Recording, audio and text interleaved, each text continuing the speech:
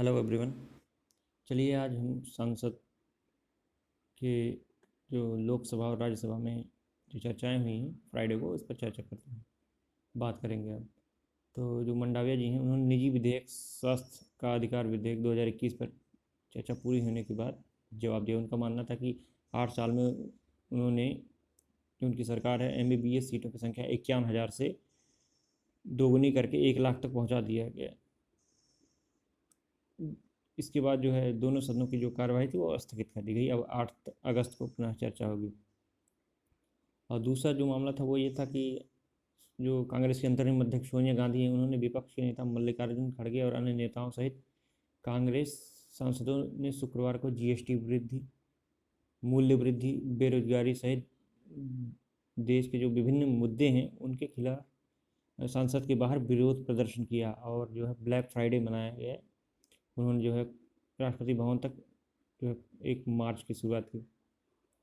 तीसरा जो मामला है, उपराष्ट्रपति और राज्यसभा के राष्ट्रपति सभापति वेंकैया नायडू ने यह बात दोहराते हुए कहा कि जो जितने भी सांसद हैं, यदि वो अपराध करके ये सोचते हैं कि वो कानून प्रवर्तन एजेंसियों के समन से बच जाएंगे तो ऐसा संभव नहीं है। उनका मानना है कि जो कानून का अधिकार है वो सभी लोगों के लिए समान है, तो कानून पालन करने वाले नागरिकों के रूप में कानून का पालन करना और कानून का सम्मान करना ये उनका कर्तव्य है। उन्होंने कहा कि जो विपक्ष के नेता हैं कांग्रेस के, उनके विरुद्ध जो ED ने सम्मान बुलाया था, उसके लिए यदि वो ये सोचते हैं कि वो किसी लोकसभा या राज्यसभा में के सदस्य हैं और बैठकर कार्रवाई में भाग ले रहे हैं, तो ये उनका गलत मानना है। कानून प्रवर्तन एजेंसियाँ अपना कार्य उचित प्रकार से करेंगी, अतः उन्हें इसमें किसी प्रकार की छूट की कोई संभावना नहीं मिलेगी।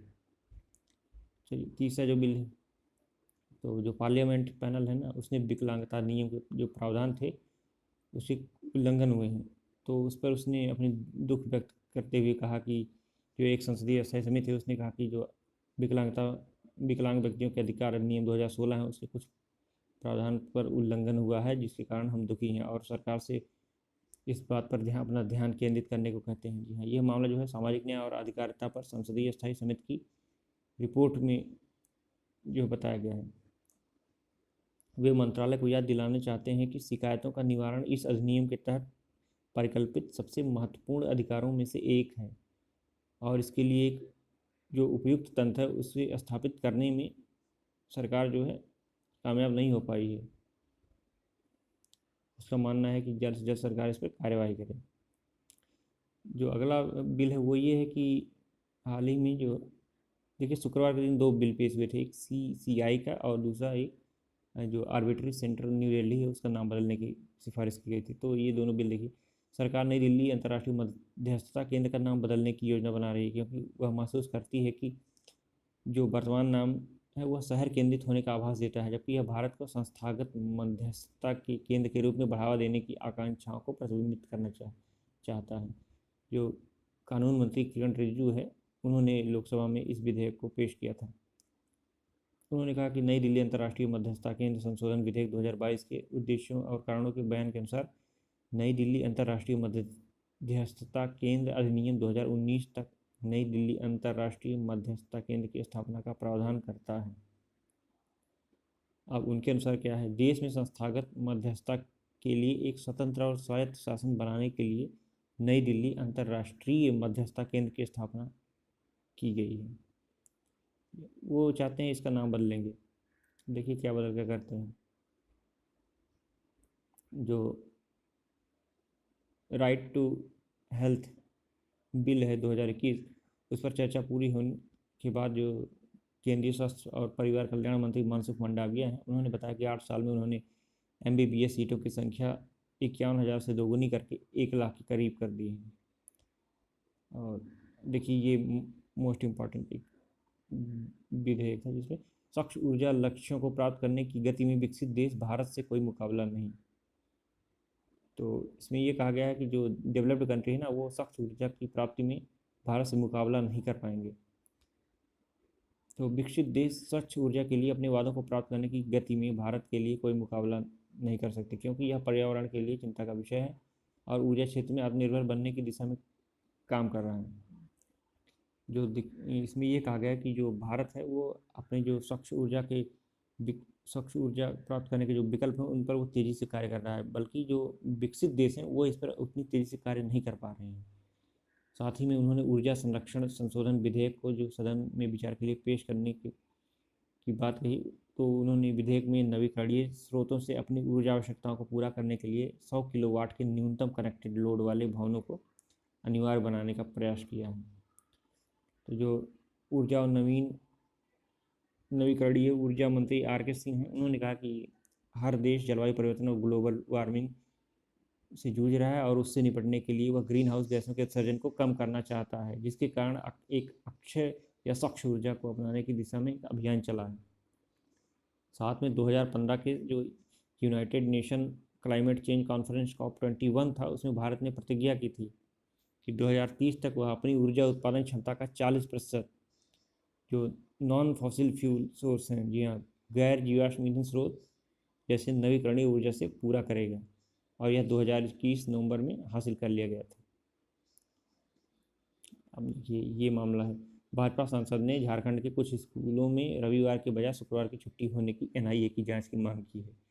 यहाँ जो भाजपा सांसद हैं निशिकांत दुबे, उन्होंने शुक्रवार को लोकसभा में झारखंड के कुछ उर्दू माध्यम के स्कूलों में शुक्रवार का जो साप्ताहिक अवकाश किया गया उसका एक बहुत गंभीर मुद्दा बताकर उठा दिया, और उन्होंने कहा कि इसकी जांच तो NIA से करनी चाहिए। यहाँ 0 और शून्यकाल के दौरान उन्होंने इस मुद्दे को उठाया और झारखंड के गोड्डा लोकसभा क्षेत्र के भाजपा सांसद ने साप्ताहिक अवकाश में बदलाव को इस्लामीकरण की दिशा में एक कदम बताया और मांगा कि केंद्र सरकार सर्व शिक्षा अभियान के तहत इन स्कूलों को जो धनराशि देती है उस पर रोक लगा दे। उन्होंने कहा कि अचानक पूरे झारखंड में कम से कम 1800 स्कूलों ने अपने नाम में उर्दू शब्द शामिल कर लिए। अब झारखंड सरकार द्वारा गठित एक समिति की रिपोर्ट आई है जिसमें उसने कहा कि अब ये जो स्कूल हैं इनमें रविवार का अवकाश नहीं होगा, साप्ताहिक वाला शुक्रवार का होगा। तो भाजपा सांसद ने कहा यह बहुत गंभीर मामला है और आरोप लगाया कि देश इस्लामीकरण की ओर बढ़ रहा है और झारखंड ने रास्ता दिखाया है। उन्होंने कहा केंद्र से मेरा विनम्र अनुरोध है कि NIA जांच का आदेश दिया जाए और उन स्कूलों की फंडिंग रोक दी जाए जिन्होंने अपने नाम में उर्दू को शामिल किया है, और साप्ताहिक अवकाश को शुक्रवार में बदल दिया जाए। उनका ये मानना है कि जो स्कूल जो है इस उर्दू को अपने नाम में शामिल किए हैं और साथ ही शुक्रवार का अवकाश प्रारंभ किए हैं रविवार को छोड़कर, उन पर जांच कमेटी बैठाई जाए और जो है NIA से जांच कराई जाए। तो जो अगला है वह पर्सनल डेटा प्रोटेक्शन बिल को वापस लेना, देर से फ़ायदा। देखिए हाल ही में जो ministry of electronics and information technology की जो मंत्री अश्विनी वैष्णव जी, उन्होंने व्यक्तिगत डेटा संरक्षण विधेयक 2019, जी हाँ, पर्सनल डेटा प्रोटेक्शन बिल 2019, आपको याद होगा इस पर काफ़ी ज़्यादा विवाद हुआ था, तो इसको वापस ले लिया है। वापसी के कारण को संसद ने एक नोट में प्रचलित करते हुए कहा कि रिपोर्ट पर विचार करते हुए JPC ज्वाइंट जो पार्लियामेंट्री कमेटी है, संयुक्त संसदीय समिति, एक व्यापक कानूनी ढांचे पर काम कर रही है। उसका मानना है कि वो यह विधेयक है इसे वापस लेंगे, इसमें कुछ खामियां हैं और एक नया विधेयक लाएंगे। उन्होंने कहा कि जो भारतीय डिजिटल समाज है उसकी सुरक्षा के लिए उन्होंने इस पर बहुत विचार विमर्श करने के बाद वह यह निर्णय लिया है। देखिए इससे फ़ायदा किसे होगा। देखिए जो पर्सनल डेटा बिल है ना, उसके लिए सबसे पहले ये होना चाहिए कि जो 2019 में से पेश किया गया तो उसमें क्यों पेश किया गया और उसमें क्या कमियां थी, ये पहली बात बताएं। और दूसरी बात ये है कि क्या इसे वापस लेना उचित है, और यदि इसे वापस ले लिया जाता है तो जब तक नया बिल नहीं आता तब तक किसे फ़ायदा होगा। देखिए 2017 में जो इस स्पाईवेयर कंपनी जो है पेगासस, उसका जब मतलब इजरायली कंपनी थी ICDN या ऐसे कुछ करके कंपनी, तो उसने भारत के सैटिन के साथ जो है अपना कोऑपरेशन किया, तो उस समय प्रधानमंत्री जी भी गए हुए थे इजराइल, तो उन्होंने ये जो स्पाईवेयर थी वो उन्होंने पेगासस स्पाईवेयर को का कुछ हिस्सा जो है खरीद लिया और उन्होंने भारत के कई लोगों पर जो है ऐसा मामला उठा था कि जो है भारत सरकार उनकी जो है निगरानी कर रही है, बिना उन्हें बताए इन्फॉर्म किए उनके डेटा को जो है ले रही है। तो कहीं ना कहीं मुझे लगता है कि ऐसा ही मामला हो सकता है। पेगासस स्पाईवेयर जो है उसके अभी हाल ही में रिपोर्ट जो है एक कमेटी गठित हुई थी, तो उसने बताया कि लगभग 50,000 लोग जो हैं, जिसमें एक्टर, सांसद, विधायक, कुछ व्यापारी, उद्योगपति, जो जर्नलिस्ट हैं या समाचार एजेंसियों के कुछ न्यूज एजेंसी के हैं, प्रिंट मीडिया के हैं, अन्य इस प्रकार के जो भी हैं विभिन्न धार्मिक समूहों और सम्मेलन वाले हैं जो किसी वामपंथी या दक्षिणपंथी विचारधारा से जुड़े हुए हैं, इन सभी लोगों के जो है डेटा का जो है हाल ही में पेगासस के द्वारा निगरानी की गई है। तो ये भी कहीं ना कहीं मुद्दा है, हो सकता है कोई और विधेयक लाएँ उसमें सुधार करके, लेकिन तब तक के लिए तो उनका डेटा तो गया ही। हम सबका भी डेटा है, ध्यान रहे हम सब भी खतरे में हैं जब तक नया डेटा बिल नहीं आता भारत सरकार की ओर से। अब देखिए, सरकार का कहना है कि वायु प्रदूषण मुख्य रूप से शहरी घटना है, विशेषज्ञ अस्वीकार करते हैं।